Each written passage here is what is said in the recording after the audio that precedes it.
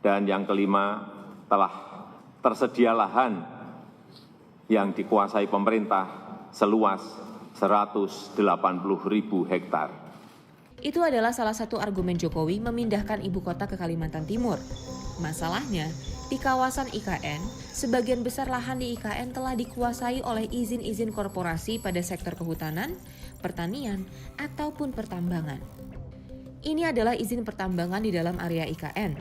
Jumlahnya mencapai 144 izin konsesi tambang. Beberapa wilayah konsesi ini tumpang tindih dengan 2 konsesi kehutanan berstatus IUP HHKHA milik Hashim Joyo Hadikusumo lewat PT Kartika Utama dan IUP HHKHT milik Sukanto Tanoto lewat PT ITCI Hutani Manunggal yang menguasai area barat IKN. Dari peta yang tumpang tindih ini membuat kita bertanya, bagaimana skema untuk pembebasan lahan-lahan yang telah dikuasai oleh korporasi tersebut? Alhasil, wacana tukar guling izin pun mencuat. Soal bagi-bagi keuntungan konsesi juga terjadi di wilayah timur. Saat disusun pada 2019 lalu, luas IKN mencapai 180.965 hektar. Pada 2020, area IKN diperluas menjadi 256.142 hektar.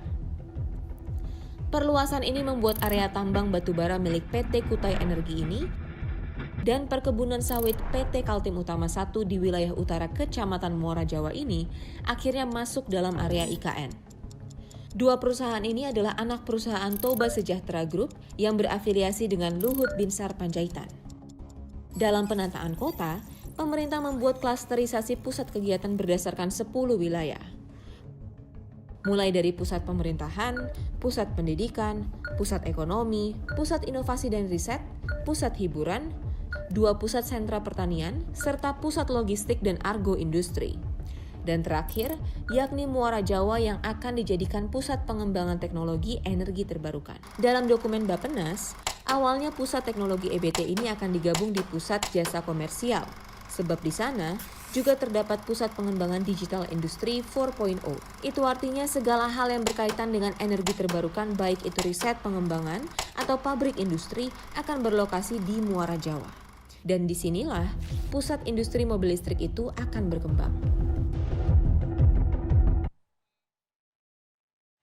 Mengenai sejumlah nama yang muncul dalam data konsesi lahan dalam kawasan Ibu Kota Negara, kami juga sempat mengklarifikasi ke Gubernur Kalimantan Timur, Isran Nur. Dia tidak menampik soal jejak sejumlah nama ini, namun mengklaim tidak ada skema tukar guling.